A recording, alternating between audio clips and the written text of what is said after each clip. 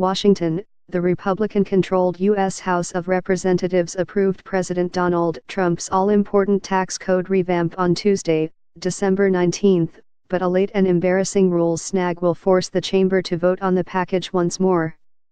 Hours after scoring perhaps their biggest legislative triumph since Trump's inauguration, congressional leaders were caught red-faced when a parliamentarian determined that 3 minor provisions in the tax overhaul violate Senate rules on budget-related bills.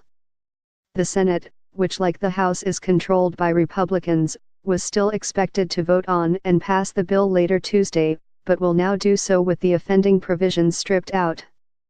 And Trump, who has pushed hard to get the most sweeping tax cuts in a generation across the finish line, will be forced to delay celebrations until Wednesday morning, when the House is now slated to vote again on the updated bill. Senate and House versions of legislation must be identical if a bill is to become law. House Republicans received zero Democratic support earlier on Tuesday as they passed the contentious $1.15 trillion package of tax cuts for businesses and individuals that critics say will particularly benefit the wealthy.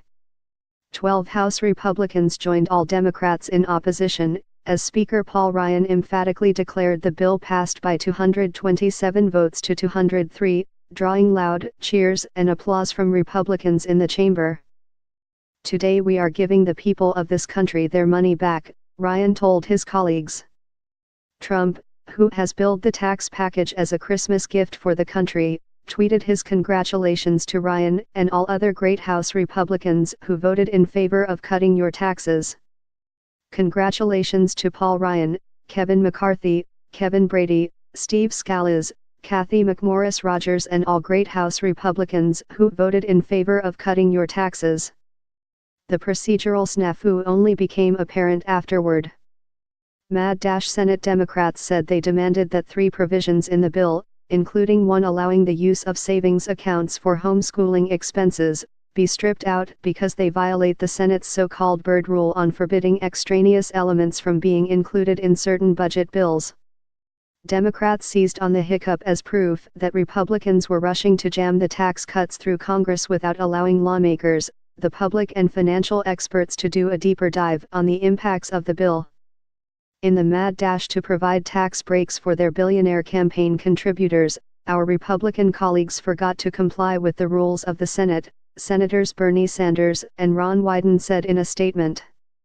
Republican leaders unveiled their final version of the bill only late last week, and Trump has demanded it be on his desk by Christmas.